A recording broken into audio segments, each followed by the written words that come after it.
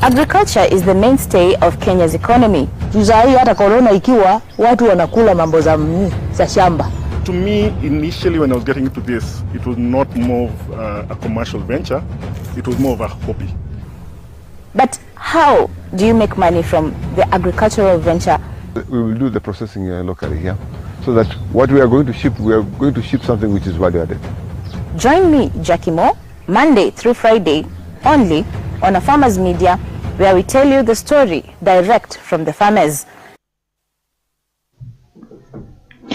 And a very good evening to you, and a happy new month wherever you're tuned in and watching us from. Thank you so much for keeping it Afarmers Media. I'm your host, Jackie Moore. And today we have a very interesting show that is lined up for you. Joining me in studio is one Kelvin, the agronomist. Mambo vipi? Poa sana Jackie. Yes, asante sana for having me again. Yes. How is your month going? Month iko sawa kabisa. Na challenges hapa kidogo lakini tunapambana. Yes. Challenges tunamaanisha nini? Ndio tumeanza tu mwezi bado. Baridi ya July imeingia August. No masana. Okay, so also joining us on set is Corinne. Corinne, thank you so much for making time and for being in the show today. Looking forward to talking about potato farming. So tell us briefly about yourself and what exactly you do. So my name is Corinne. I work for a company called Potato Services Africa. We are selling potato seeds here in Kenya under the name Agrico East Africa. And Agrico is a brand from the Netherlands, which is also where.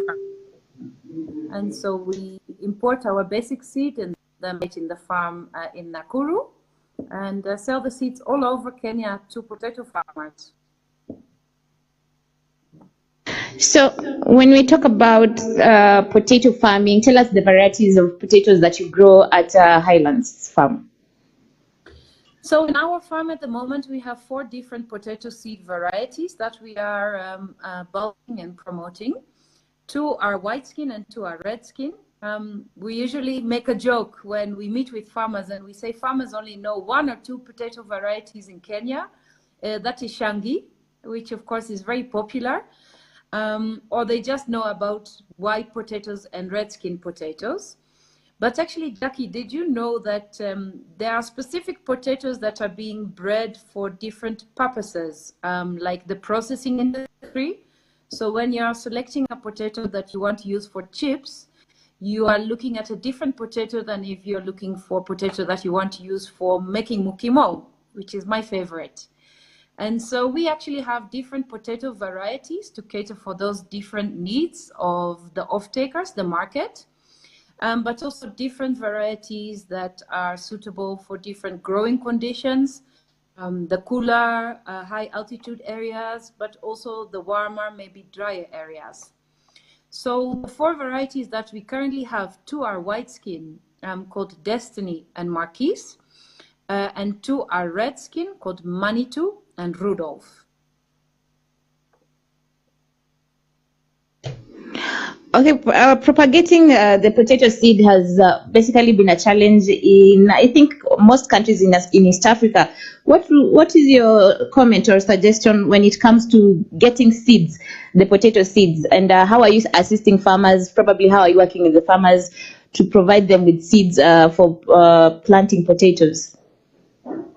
Yeah, so very good point. Actually, when you look at potato farming as a business, which I think is what your program tries to do and bring the listeners and viewers, you will realize that potato farming is very capital intense and also very labor intense. So potato seed is expensive, and that is because it's a very bulky seed. A bag of potatoes that weighs 50 kgs is not enough even to plant 1/8 of an acre. So you need a lot of volume of potato seed to plant an acre, for example. And yeah, that also makes it a bit costly. But also getting good basic material for us to propagate is very expensive. And yeah, what we do is when we import the seed, we first bulk it in our own farm so that we are able to have more volume at a lower cost, and then we sell the seeds to the farmers. But what we realize is that just selling seeds to the farmers is not enough. We also need to guide and train the farmers on how they can get good yields out of their seeds, so that this big investment that they are making in potato farming, and especially in the seeds, will also pay off to them when they're going to harvest. And yeah, as a farmer, you have invested a lot of money in seeds and you're going to get a good harvest from it, then of course you're happy if you can sell it and sell it at a good price and earn back your initial investment, as well as get some extra money to buy seed for next season, and maybe to use some of the money that you have made or to do some renovation work in your home, or invest maybe in a business. So we really try to help farmers with also agricultural support to guide them on how to get a good yield from the potato seeds when they and also try to link the farmers with the markets that we may know, so that they have a better chance of selling their potatoes to the off-takers that we know at a good price. And if you remember at the introduction, I said we have different potatoes for different uses. So some are good for chips, others are more suitable for crisps. Again, you would look at a different kind of potato for boiling or mashing. And so we know the different users that want these different types of characteristics in their potatoes. We have tried to work very hard to build up demand for the potatoes. And yeah, because of that, we now have quite a number of buyers that throughout the year are looking for good quality potatoes that were grown from the seed that we sell to farmers. So this means that then also farmers, yeah, take a smaller risk in terms of investing in the seed if they know that they will have a market where they're going to sell their potatoes, and that it is a market that is willing to pay a bit more maybe for the potatoes, because it is of a good quality and it has the right characteristics for them. Corinne, what are some of the basic management practices of potatoes? Yeah, very good question. So, you know, when we're in the field with farmers, we engage a lot, but usually we only have limited time to talk. And I try to give farmers basic concepts that are easy to understand and also easy to remember. So I usually tell farmers that there are 5 things, just like the fingers on your hand, that come into play for good potato farming. One of them, of course, is the certified seed, which is what our company specializes in. So we sell the seeds for Agrico East Africa. But certified seed alone is not enough. You can have excellent seed, but if you do not know how to plant it, how to feed it, how to protect it from diseases, then it's still not going to perform well. So the first part is certified seed, but then next comes also good fertilizer program, which ideally should be based on the soil test in your farm. So you need to know in your farm which nutrients are in the soil, what does the potato need, and then what fertilizer do you need to add. I know we have a habit of just putting DAP because it's what's been subsidized by the government, or just using NPK as the fertilizer. Not your potatoes will help getting out of it. So that is the second, fertilizer. The third is crop protection. Potatoes are very sensitive, sensitive to diseases that can be transmitted through insects, can come up through the soil. And so we need to protect our potatoes with a very good spray program and crop protection program.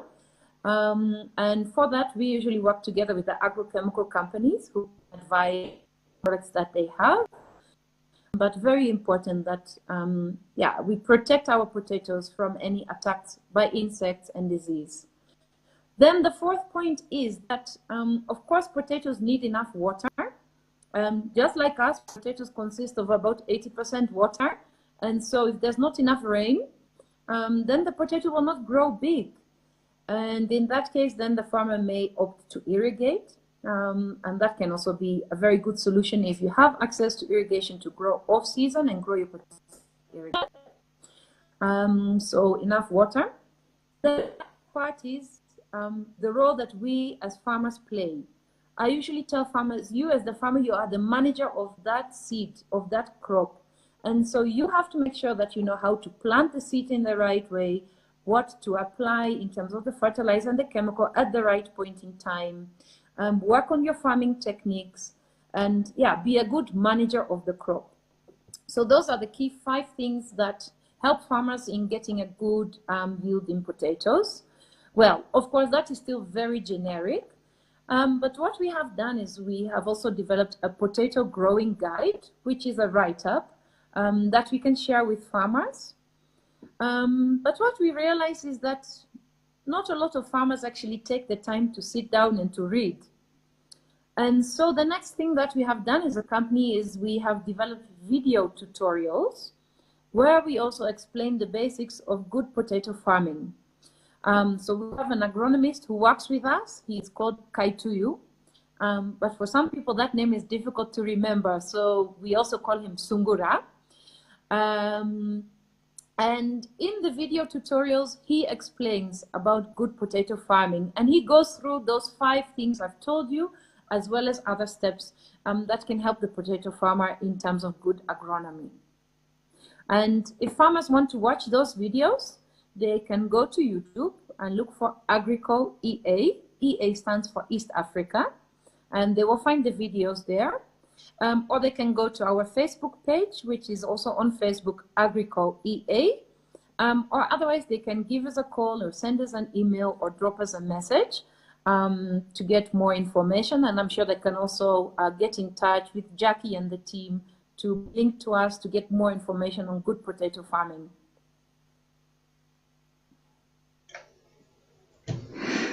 Well put. Probably talk about some of the mistakes that you've noticed farmers do when it comes to planting the potato crop, and what can farmers do to get more yields from their potato farms? Yeah, so the biggest determinant for yield is actually the certified seed.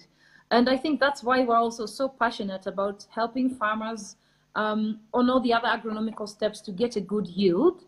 So seed is the biggest determinant of the outcome of your potato farming. And unfortunately in Kenya, we have a big challenge in availability of seed. Studies show that there's about 800,000 potato farmers in the country, and probably only 5% of them will use certified seed or has access to certified seed. And yeah, that means, of course, from a business point of view, that for us, there's a lot of opportunity, but it also means that a lot of farmers right now are not using fighting material. And what happens mostly in the village, maybe my neighbor Kamau has planted potatoes and they look really good. And then I also want to plant those potatoes. So at the end of the season, when Kamau is harvesting, I ask Kamau, Ebu, please give me some of your seeds. I want to plant those potatoes as well. And the good neighbor that Kamau is, he gives me those seeds, not knowing that maybe those seeds actually contracted a disease while they were in his shamba, accidentally now passing on seeds that have a disease to me. I plant it in my farm, and now I am actually going to contaminate my farm also with a disease. We see this especially with a disease known as nematodes, as well as bacterial wilt. Those are 2 soil-borne diseases that can be transferred very easily through the seeds. And yeah, that are really going to give me a lot of trouble later on in my potato farming, because it's going to reduce my yields. The plants will not be as healthy as normal when I use certified seeds, and also the quality of my tubers will be much lower because the nematodes will cause some sort of pimples, if I can call it that, on my tubers. And yeah, if I'm trying to sell my potatoes, then of course the customer doesn't like potatoes that do not look attractive. And so, yeah, the lack of certified seed is a very big challenge, and I think it's a mistake that we make as farmers. Yeah, that's, as Agrico, we are trying to resolve. So I would really encourage farmers that every season they buy certified seeds. I usually tell farmers, if you don't have enough to buy seeds for 1 acre, just start smaller. Start on an eighth or even a quarter. If you do that well, that quarter, you take good care of it, you will see that you are able to yield as much from that quarter, done well, as from 1 acre, done badly. Badly meaning lacking certified seeds and probably also lacking some of the other inputs like the fertilizer and the crop protection that I talked about before. So yeah, that is one very big challenge. And like I said, we are working very hard to try and overcome. But I think also sharing of knowledge is very important. And that's why I'm very happy that also today I've been invited to come and share about our experience. Yeah, they do say if your farm is not being eaten by anything, then it doesn't belong to the part of as a part of the ecosystem. So to my question, what are some of the pests and diseases, if you just can mention a few? Yeah, so some of the pests and diseases that are most common in the field are late blight and early blight. And both late blight and early blight are usually associated with cold, very wet weather. And yeah, unfortunately, I have to tell people that if you get late blight in your farm, then you have not executed your role as a farmer very well, because blight is a management challenge. It is a disease that you can prevent with good management. So if you have a good crop protection program in place, a spray program in place that is effective, your farm should not get attacked by blight. Blight is a fungus, a fungal disease that usually comes with cool, wet weather. Well, I can tell you that in our seed multiplication farm, we manage over 100 acres in a season, and we never have challenges with blight.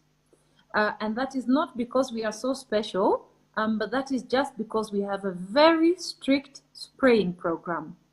I usually tell farmers when we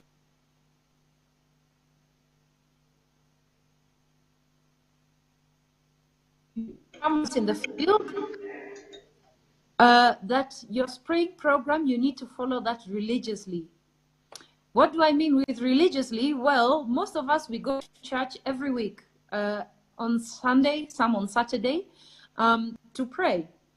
And same should be in the farm. You should be going to the farm every week to spray. So spraying against blight is very important. If you do that well, then blight should not be a challenge. Other challenges that we sometimes see include leaf roll, for example, which will give the farmer a much lower yield. Leaf roll is when the leaves of the potato are rolled and are becoming a bit tough. And in that case, the yields will be lower. And if you find that there's leaf roll in your farm, then you should definitely not use your harvested potatoes to plant them again, because then you will be again reducing your yields because of poor quality seed. Very interesting. Probably talk about how to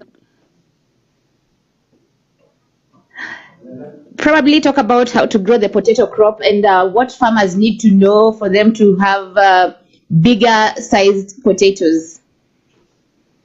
Good. Yeah, that's a very important question. Sorry, I just need to switch in my power. Yes, that's a very important question. So to get big size tubers, on the one part, it has to do with nutrition. So you need to make sure that, like I said in the beginning, you do a soil analysis and you know what kind of fertilizer your potatoes need to grow well. Potatoes, for example, need a lot of potassium to grow well, and so you need to make sure that that is available at the right dosage. But what's also very important in getting good big size tubers is your farming method, your planting.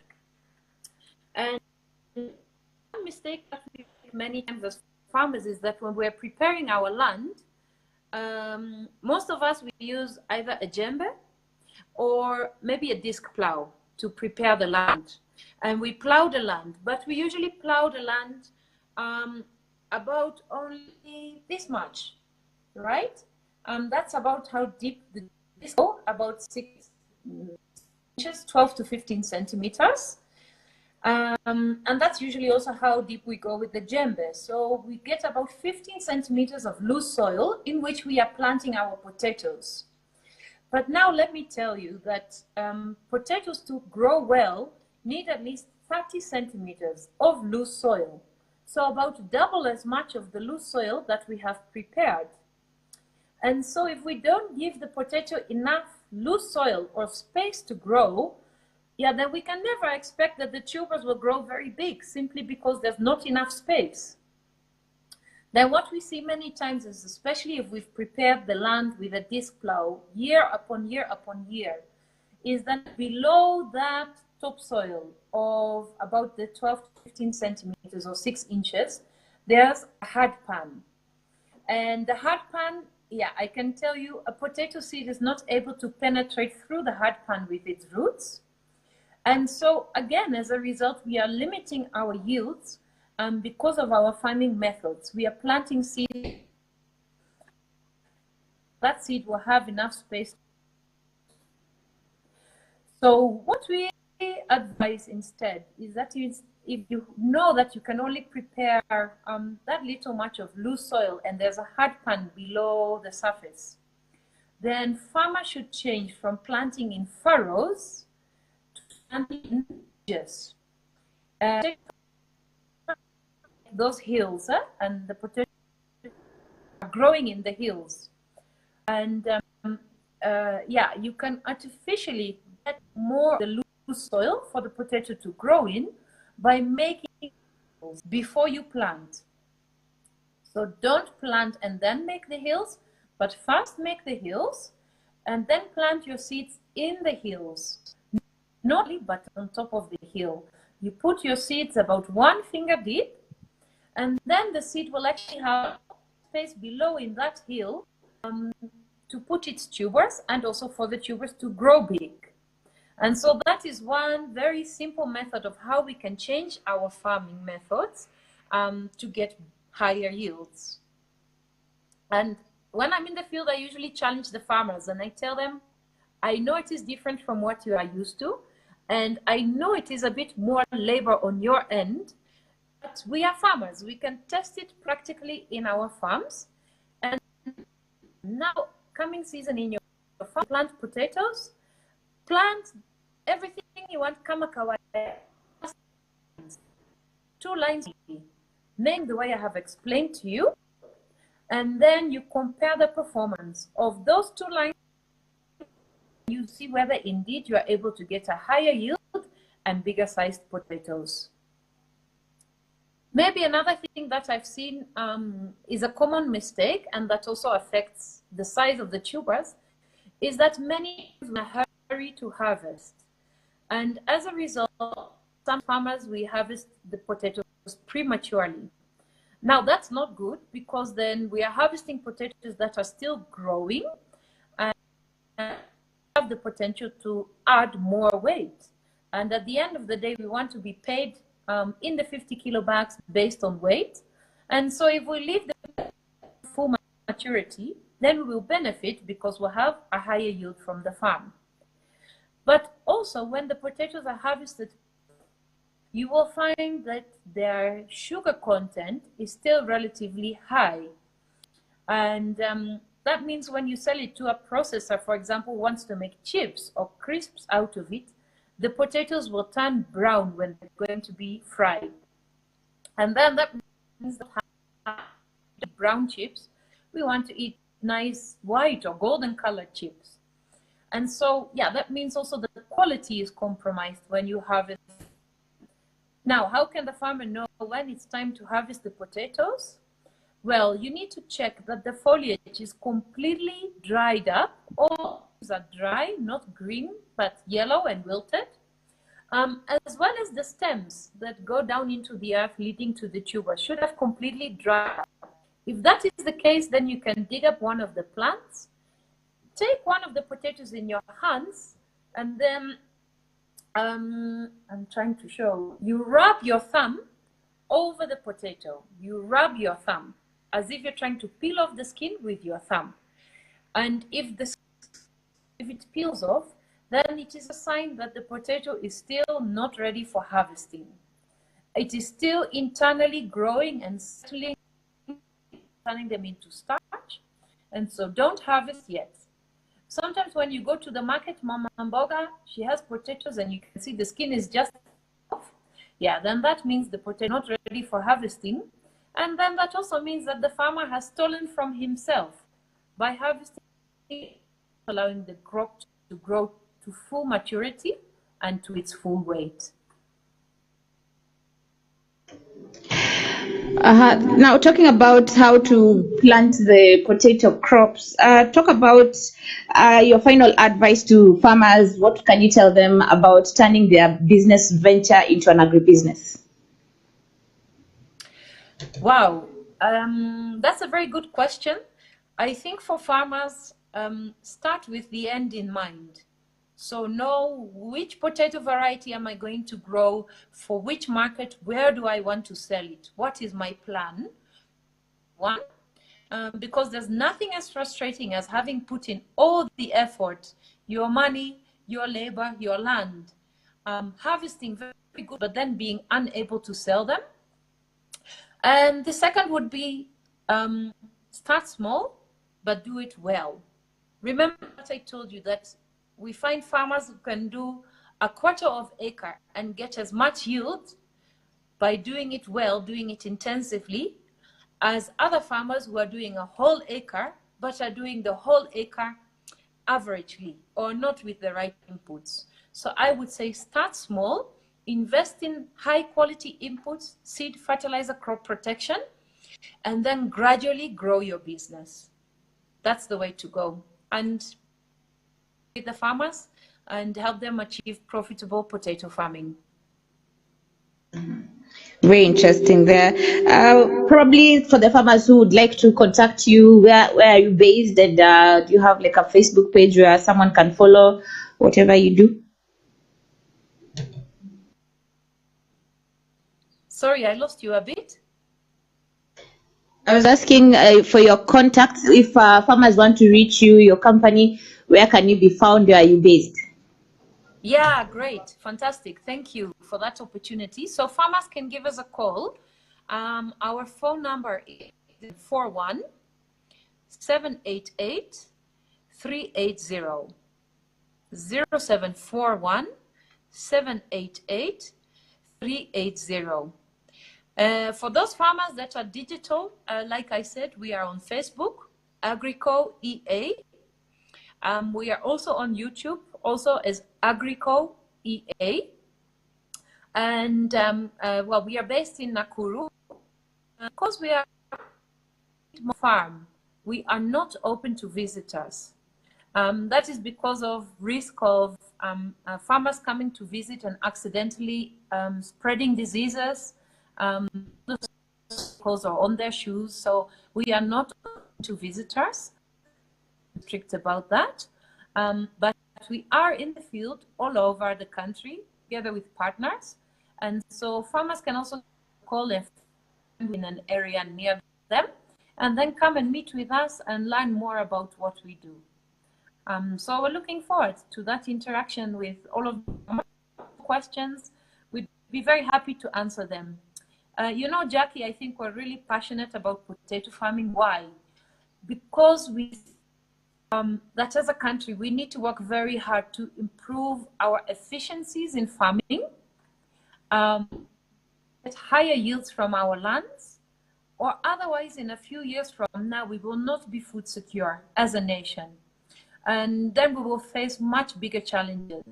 And now is the time to work very hard to learn the right behavior, to understand how we can improve our potato farming, yes, for profitable, but also for us as a nation to make sure that we become food secure and we are not dependent on imports. Our security, we can actually be food secure and hopefully even export excess food that we can produce in Kenya to support. We're not blessed with a fertile climate like here. Well said. Thank you so much, Corinne, for making time to join us in today's edition. We hope you'll allow us to come visit the farm one of these days so that you can film for farmers to really see what you guys do there at Agrico in Nakuru. Sure, yeah, that would be great, so that we take it to the next level. Okay, good. Thank you so much for joining us. And that was Corinne, all the way from Nakuru. You're currently in Nakuru, or you're in Nairobi? I'm in Nairobi at the moment, but I'm in Nakuru by the weekend. There's one question I like asking farmers. What do you usually do after you've come from the farm? What do you do as a way of relaxing? I cook. So I'm still in touch with my product. I love cooking. It's a very good way for me to relax. Yeah, so after now I've worked on making sure that there's food in the soils. I also make sure that there's good food on the table. Awesome. Thank you so much, Corinne. That was Corinne, one of the workers at Agrico East Africa, and you're still listening to the Evening Fun Drive with me. And today I have a very interesting guest in studio, Kelvin, the agronomist. Yes, thank you, Jackie. How did you like the show on potatoes? What did you learn? It was very interesting, and I've learned a thing or two. Yes, not that I don't know any, but I've learned something new that they don't allow people in the farms because of diseases. Yes. Hey, that one is very something new that you've learned today. Exactly. Yes. Let's be honest. Have you ever seen a potato plant? Yes. Where? At Agrico. On screens? No, I've seen a potato plant. I've seen Shangi. I've seen I don't know, Manitou. I doubt if I've seen Manitou, but I've heard of such varieties. So what do you think separated the two? Color, shape, size. Because Shangi is they are quite big. They look like a sweet potato. Yeah. So yeah, I think the shape and color, even the shape of the flowers when the potato is starting to flower. There are those that are purple. There are those that are yellow. You see, I know these things, bwana. Yes. Tembea kwingi ujue mengi, my friend. Tembea Kenya utaona. So we'll be taking our first breather, short break, but do keep watching Evening Farm Drive with me, Jackie Mo. We'll be right back.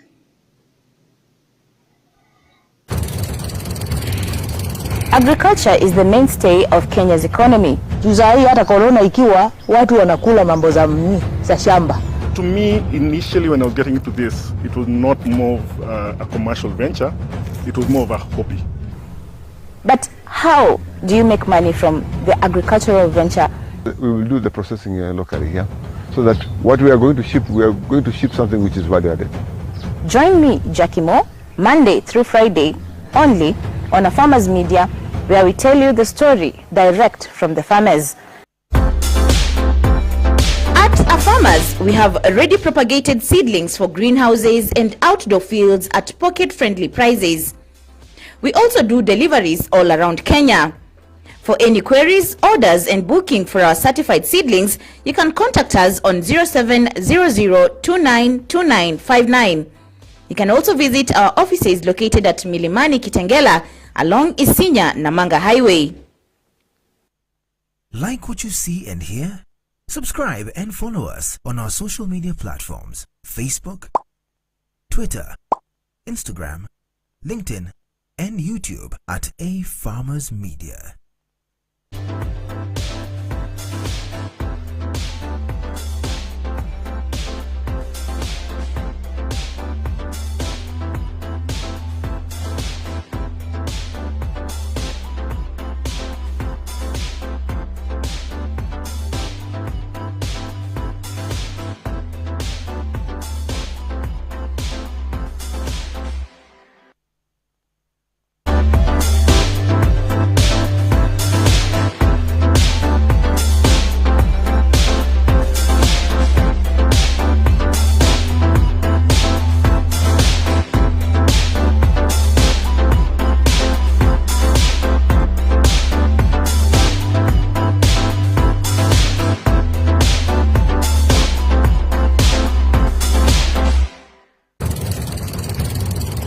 Agriculture is the mainstay of Kenya's economy. Juzai hata corona ikiwa watu wanakula mambo za shamba. To me, initially when I was getting into this, it was not more of a commercial venture, it was more of a hobby. But how do you make money from the agricultural venture? We will do the processing locally here, so that what we are going to ship something which is value added. Join me, Jackie Moore, Monday through Friday, only on Afarmers Media, where we tell you the story direct from the farmers.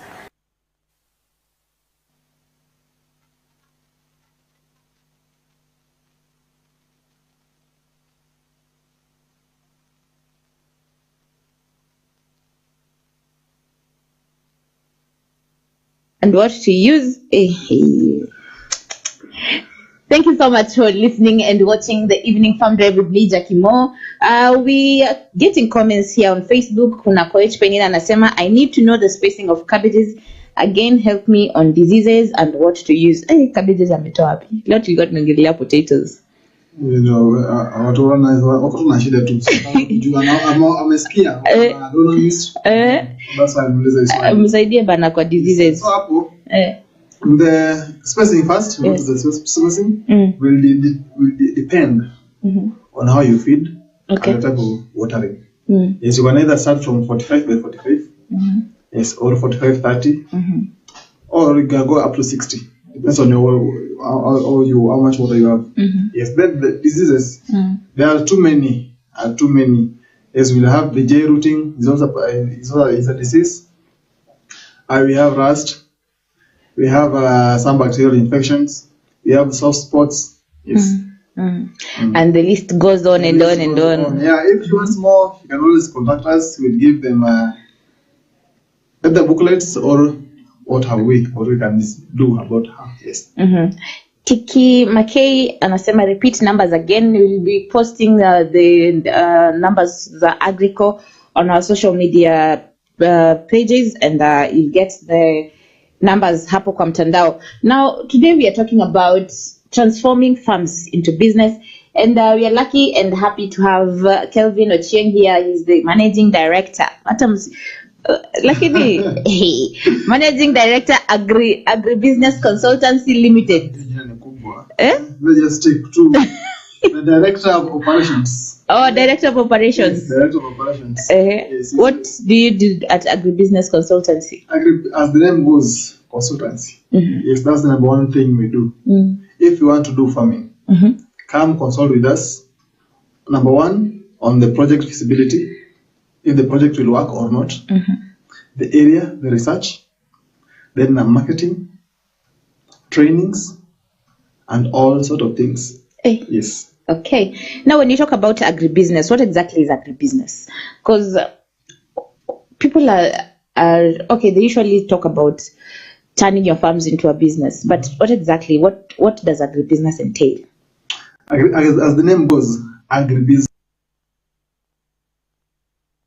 There's two words: agri and the business.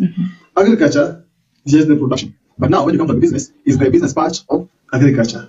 So to put it together, I will say agribusiness is the business of agricultural production.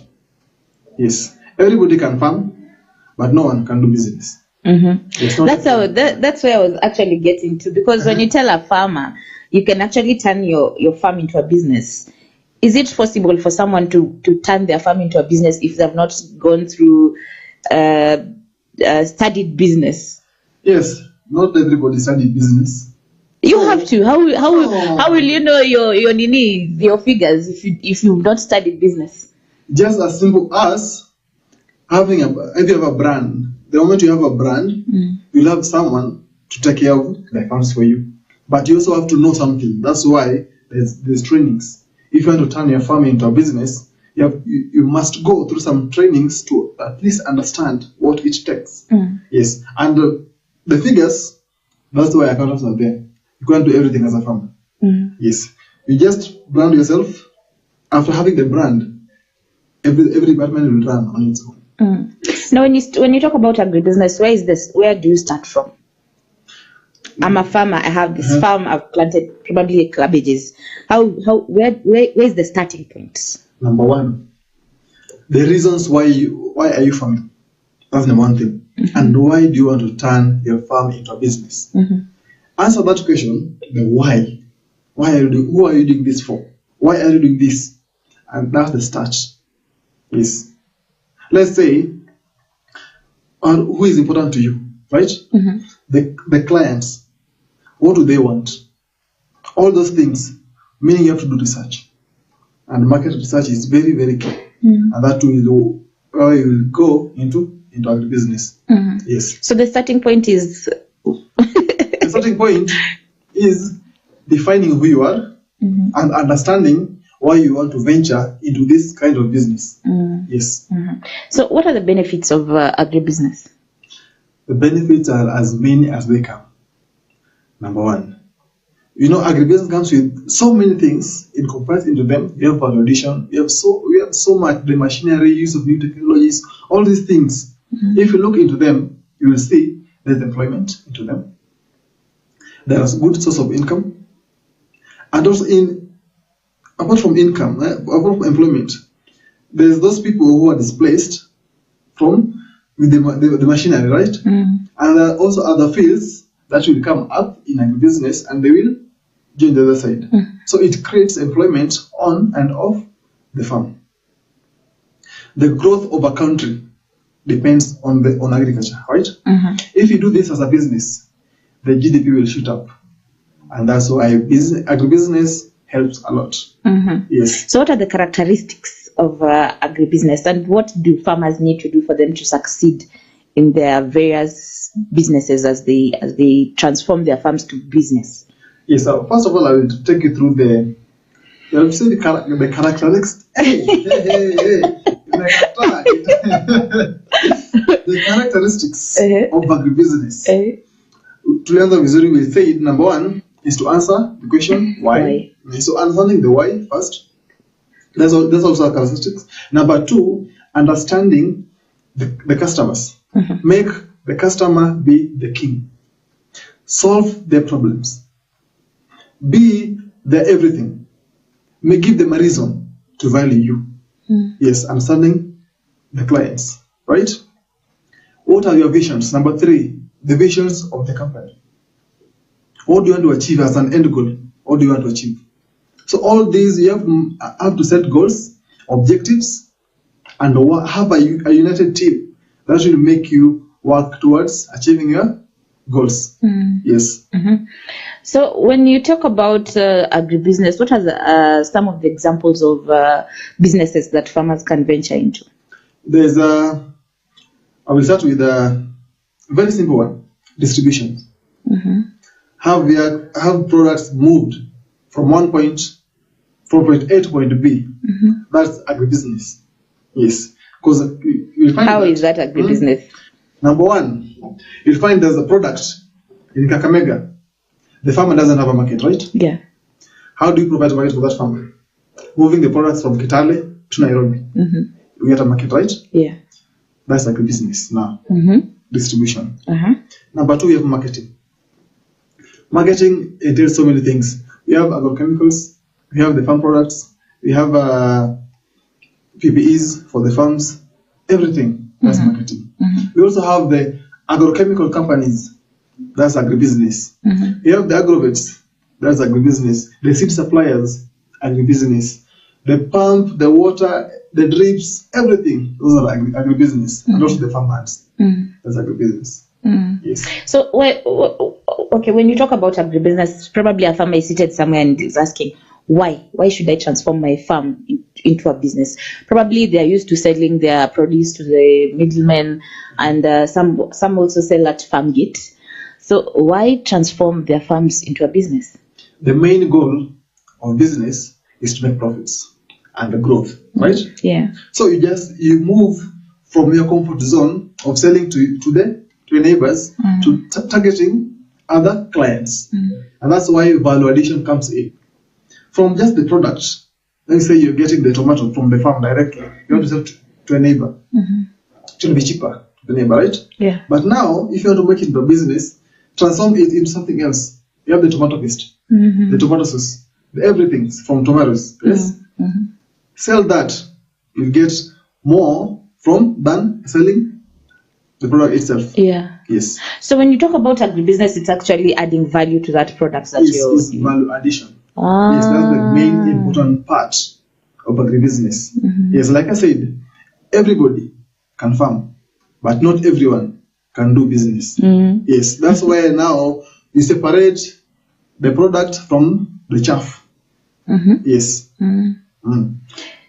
So when you do your consultancy, tell us about Agribusiness Consultancy Limited. How many farmers have you been able to visit, and how do you assist them as agribusiness consultancy in transforming their farms into businesses? Yes. When I started from, let's say it was in 2018, yes, I've worked with so many farmers all around Kenya, be it crop production, be it animal production, all sorts of agribusinesses, ventures. Yes. How you start and help them, make them realize that they need this. Yes, and that part of growth, farmers love money. That's what I know. Yes, make them believe. No, I'm just not just making them believe and make it work. Yes, there's a difference between making them believe, because they can believe in a fallacy. Yes, just on paper, but now on the ground, can it work? That's where agribusiness comes in, solving the daily problems of a farmer and making them achieve things they will never have achieved as a person. Yes. So what do you as agribusiness consultancy, what would you say can a farmer do in order for them to succeed in their businesses? As a farmer myself, I will advise you, the farmers, yes, you have to invest in the farm. In whatever you put in the soil, it will get more afterwards. Yes, you cannot have, like some always say, why is this fertilizer expensive? I can use it and it still work. Yes, it might work, but don't have doubts. Don't do. Let's say, kucheza pata potea. Yes, pata potea na shamba. Know your farm, know your soil, treat it right, correct it when need be, and this soil will serve you like no one else will. Yes. Lastly, as we conclude, probably your message to farmers out there who are listening to us and watching us, what can you tell them with regards to turning their farming ventures into businesses? Number one thing you have to do as a farmer, give the farmer name. Yes. Identity is very important.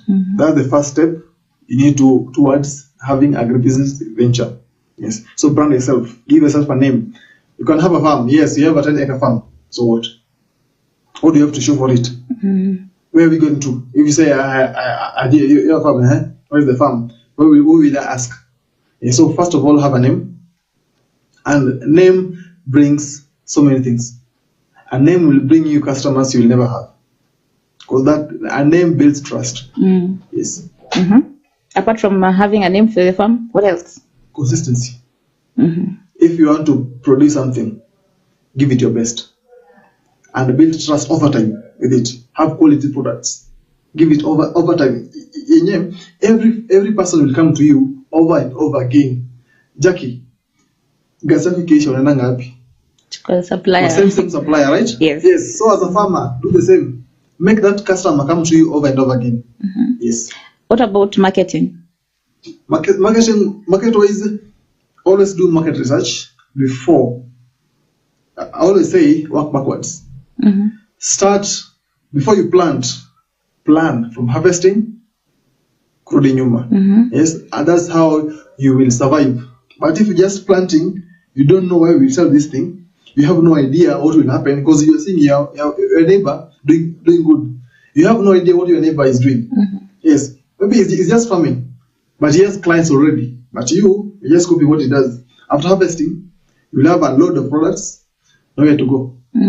They will go bad all of a sudden. Yes, and you will lose as a farmer. Yes, so do market research before you plant. Yes. What are some of the mistakes or misconceptions that farmers usually have? Probably someone has an idea of putting up their business, turning their farm into a business, but there are those mistakes that farmers usually tend to make. when they're transforming their farms into businesses? What are some of them that you've realized, and how do you probably advise farmers? Number one is shortcuts. Yes. People love the shortcuts. Yeah. Yes, you see so many things you want to plant today, harvest in a week's time. That's not possible. Be patient.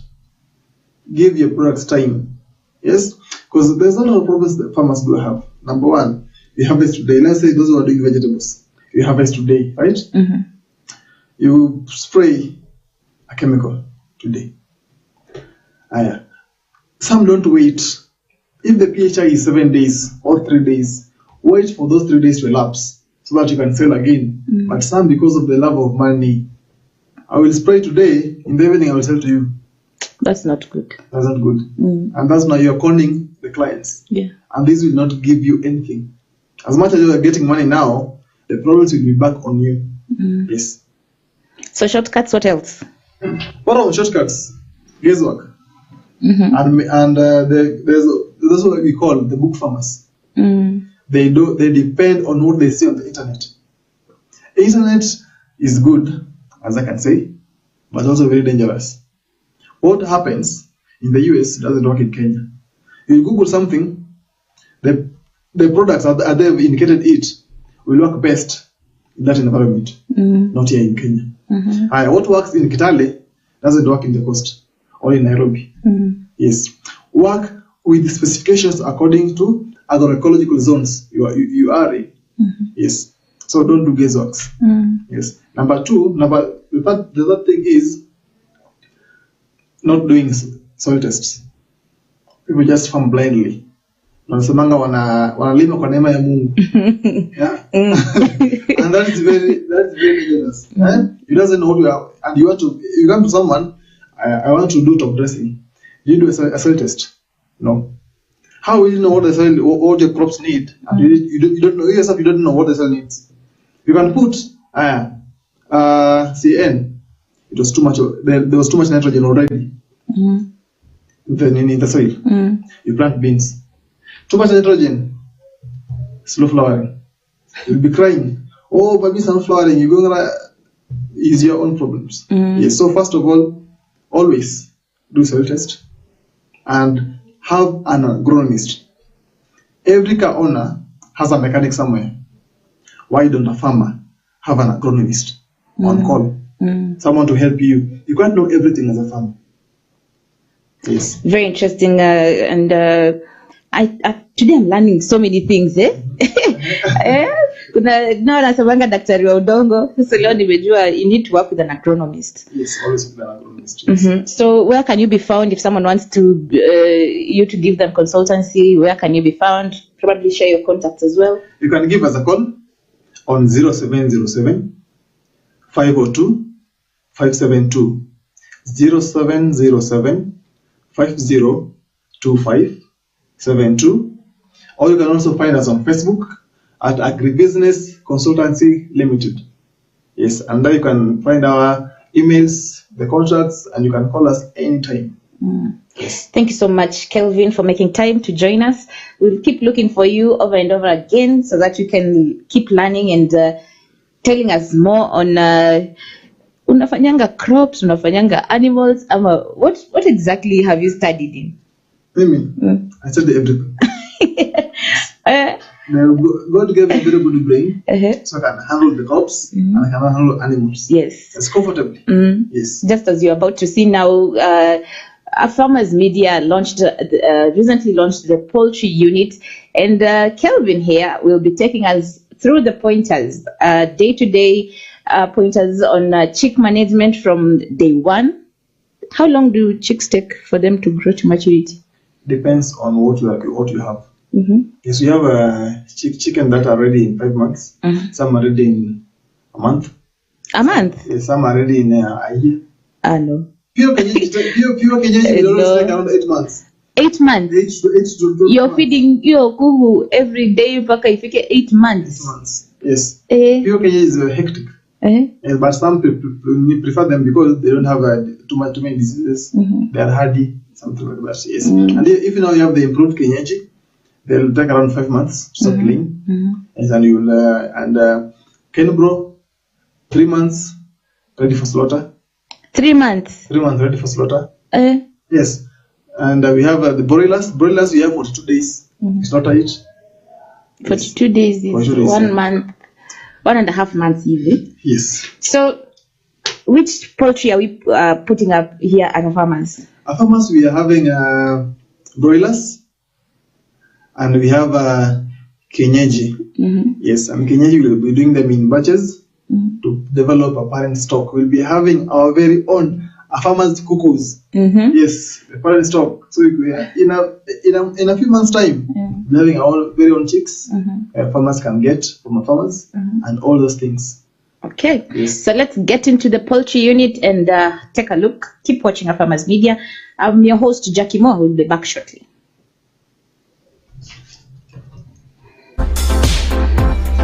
At Afarmers, we have already propagated seedlings for greenhouses and outdoor fields at pocket-friendly prices.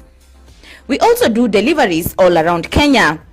For any queries, orders and booking for our certified seedlings, you can contact us on 0700292959.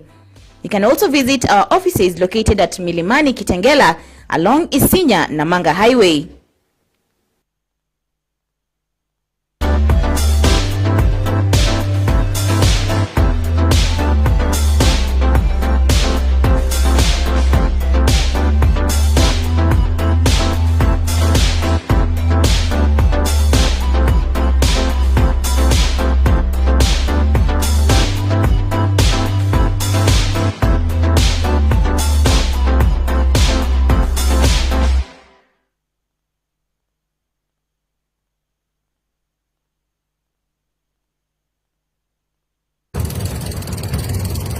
Agriculture is the mainstay of Kenya's economy. Juzai hata corona ikiwa watu wanakula mambo za shamba. To me, initially when I was getting into this, it was not more of a commercial venture, it was more of a hobby. But how do you make money from the agricultural venture? We will do the processing locally here, so that what we are going to ship, we are going to ship something which is value added. Join me, Jackie Moore, Monday through Friday, only on Afarmers Media, where we tell you the story direct from the farmers. Looking to buy fresh farm produce from a reliable source? Then look no further. At Afarmers Fresh, we sell fresh vegetables and fruits, ready to drink healthy juice, as well as other local food items. Support our local farmers by purchasing food items from our shop at pocket-friendly prices. Try us today by simply calling 0700-292959 or 0700-293031. Afarmers Fresh. Freshness you can trust.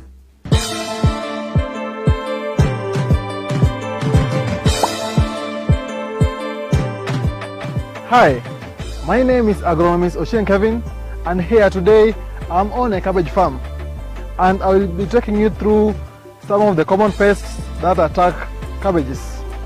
And our focus for today will be aphids. As you can see, I have a leaf here which has been attacked by aphids. And what does aphids cause? They circle on the leaves and make it curl. Yes, it's stuck and it's turning white, meaning it's draining the sap from the crop, which is very dangerous for your crop. So the best control you can use against this, there is the chemical and biological. You can go chemical way, where you use any acetaminophen to spray, or biological way, you can use ash to remove them. There's the ladybugs which eat them too. You can introduce them into your farm to eat them. That will be all for today. Thank you.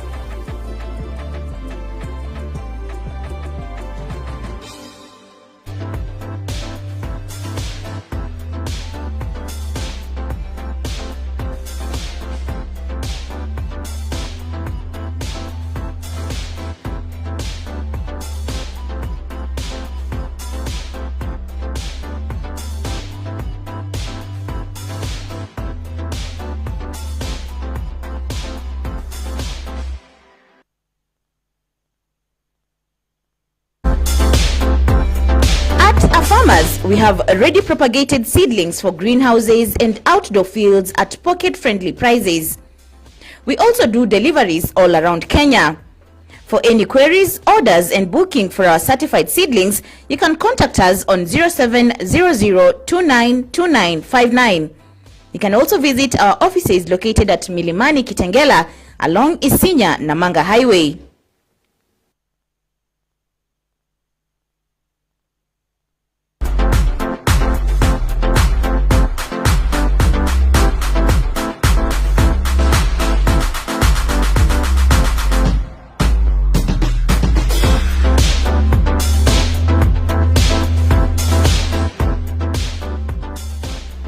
Ever thought of a calm, knowledgeable and interesting start off of your day? Well, a very good morning to everyone listening to me this morning. Then worry not. Join me every morning at 8 a.m. to 10 a.m. for the Afarmers Breakfast Show, and your dream for the best start off of your day will have been fulfilled. The Breakfast Show with Joe Nzangi. At Afarmers, we have already propagated seedlings for greenhouses and outdoor fields at pocket-friendly prices. We also do deliveries all around Kenya. For any queries, orders and booking for our certified seedlings, you can contact us on 0700292959. You can also visit our offices located at Milimani Kitengela along Isinya Namanga Highway. Agriculture is the mainstay of Kenya's economy. Tuzai hata corona ikiwa watu wanakula mambo za shamba. To me, initially when I was getting into this, it was not more of a commercial venture, it was more of a hobby. But how do you make money from the agricultural venture? We will do the processing locally here, so that what we are going to ship something which is value added. Join me, Jackie Moore, Monday through Friday, only on Afarmers Media, where we tell you the story direct from the farmers. Well, thank you so much for joining us again in another edition of the Evening Farm Drive. As usual, I love taking you to the farm. Yesterday, we talked about catfish farming. Today, we are doing something very different. We are talking about day-old chicks, brooder management, and everything to do with how to protect, to manage, to feed, to introduce your day-old chicks to a brooder. So join me as we get into one of the farms here.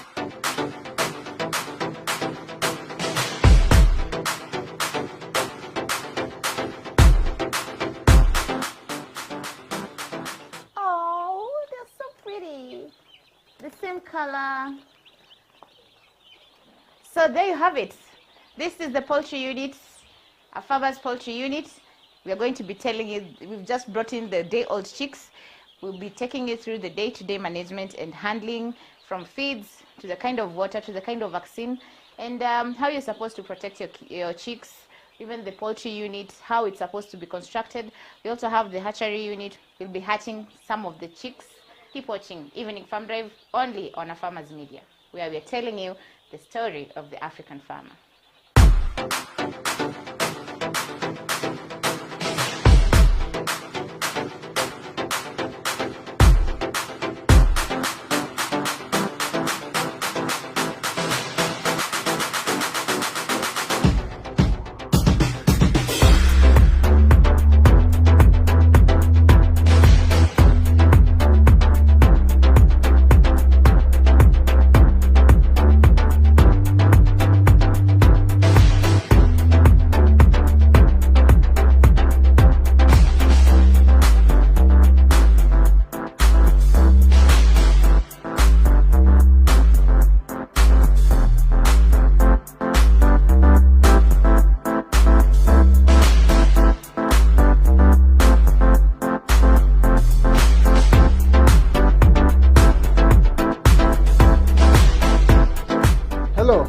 Welcome to Afarmers Poultry Department, where today we will be introducing day-old broilers from Kenchik.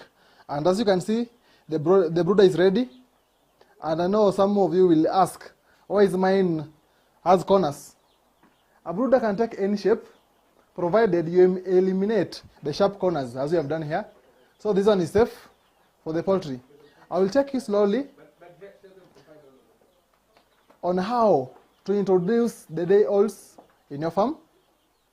And on to the first step, make sure the brooder is warm enough. It should be warm for the past 12 hours. Yes, in readiness for the chicks. The room should be disinfected prior to the chicks' arrival, as you've done, is now ready. And now we will start. Chicks, apart from coming from your farm, you can source them somewhere else. And on one step, they're always having stress, transportation, and things like that, new environment. So you have to give them anti-stress on day one. And that's what we're going to introduce right now and give them in their drinking water. Like this one, today we are going to use Chick Start. It has glucose and some vitamins. These are 5 liter water drinker.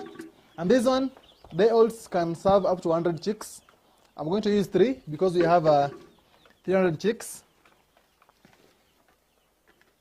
Just a spoonful.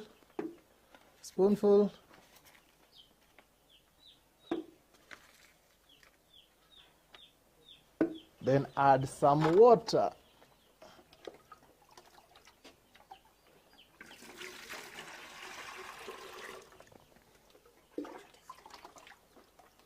Always make sure don't add the powder, the water. Add the water to the powder for easy solvency. And the water must be clean and free of any dirt and must be maintained at that. Yes, I just put that.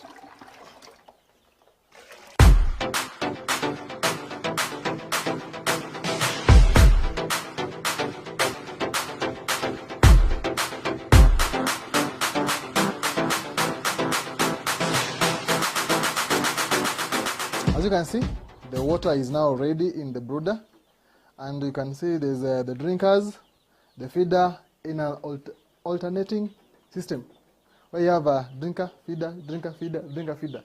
Why is that so? Because a chick does not want, it should not, and I underline the word should not, walk for long in search of water. The water should be near the feeder. That's why we alternate. Yes. This one, you always have a liter. This one is to prevent the wetness, and you can always turn it. And this one, after 14 days, you remove it and put a new one. You can put a cardboard, depending on your flooding system, because we are in a place whereby there's a lot of wetness. So you place cardboards below it, then now when you have the sawdust on top of it. This red light is to ensure the chicks doesn't strain while eating, because they eat at night and they also want to sleep. So they should not strain. And also if you get white light, you'll blind them, because they have too much light. This one doesn't have much light, and it's produces enough heat for the chicks. Now we introduce the chicks into our brooder. They've just arrived, and we now give them just water for the next 30 minutes. After that is when we introduce the feeds. And for broilers, we'll use starter crumbs, broiler starter crumbs. That's suitable for them, enhance growth and what have we. And number one thing, always count your chicks when you remove them from the box into the brooder, so that you can know the exact number of chicks you will be having.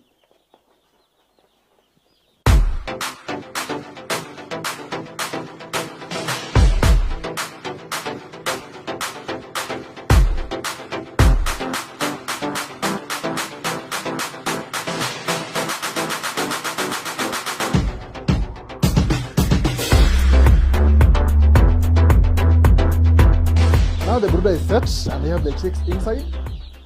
We'll go throughout some of brooder management, what you'll have to look out for and to notice every single day as you wake up and attend to your chicks. These are broilers, and now in the feeding, the first 3 days are very important. Feeding wise, heat wise, for these 3 days, if they have cold, they will grow weakly. Any infection can happen within those 3 days. So management is very key. How they will eat. These ones, they will eat around 65 grams each in that span of 3 days. The first day, The first day you feed them 15 grams each, the second day 20 grams each, and the third day 30 grams each. And make sure they have enough water. And the water have the chick start or vitamins, as I said earlier. And also you have something called liquid paraffin. Liquid paraffin is to aid digestion. Sharp corners are avoided in a brooder to avoid chicks huddling in one place, which can lead to death. That's what we are avoiding by sealing the corners. Heating system, ensure that the heat is enough for your chicks. And you can see by the behavior of the chicks. If they are huddling in one corner, just know the brooder is cold. If they are evenly spread, as you can see, means the heat is just okay for them and they are enjoying the heat. And if they are further away, pulling away from the heating system, just know the heat is too much for them. About to introduce feeds, and I was waiting for the feeding papers to arrive, but they've not yet arrived, so I'll be using, for the time being, I'll be using the printing papers just for a maximum of 1 hour. Then when the others come, I will remove them and place the right papers. The recommended papers are you can either use the brown and the soft ones that can degrade easily and be removed on the third day, or not later than the third day. It's supposed to cover around 40% of the brooder with papers. Yes, and this will guide them to feed, because right now they don't know what food is. You have to guide them on where food is and how to feed. So some feeds you will place on the paper. That's why you place the papers in here. Yes.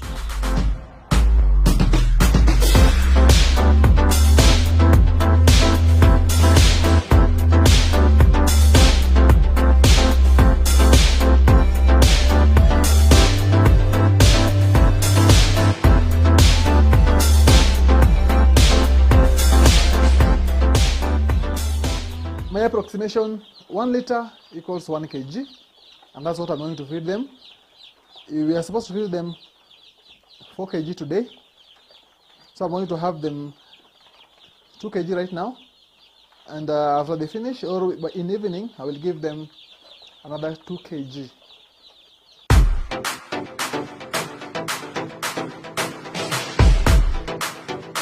Make sure your feeder is always clean and free of any dirt that might infect your chicks.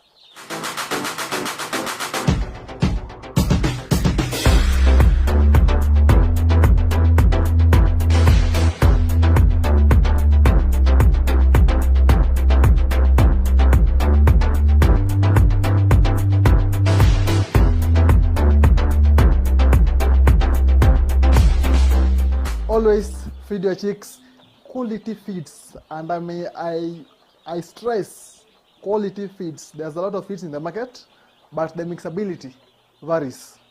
So some they just want to promote feeds, others they meant good for your chicks. So let's go for the best. In sourcing your chicks, always go for the trusted sources. Why am I saying this? Because the trusted sources, they vaccinate your chicks. The first day vaccine when after hatching is very important. The Merrick disease, the Newcastle, they need that for them to be stronger and more healthier. If you just buy from anywhere else, they don't give that vaccine, and you will miss a lot. They will start dying without you noticing what's wrong. This is Afarmers Media, and we will be taking you step by step in poultry management. You have the broilers unit, you have the cage unit, and much more. Every single step, every day and every week, we'll be taking you through the steps. Every single step and every single day here on Afarmers Media. My name is Kevin, and I love poultry.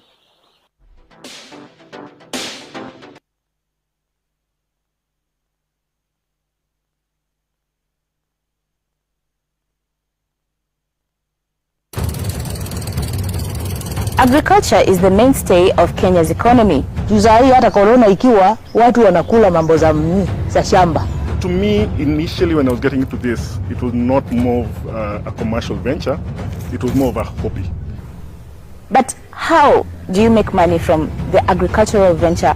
We will do the processing locally here, so that what we are going to ship, we are going to ship something which is value added.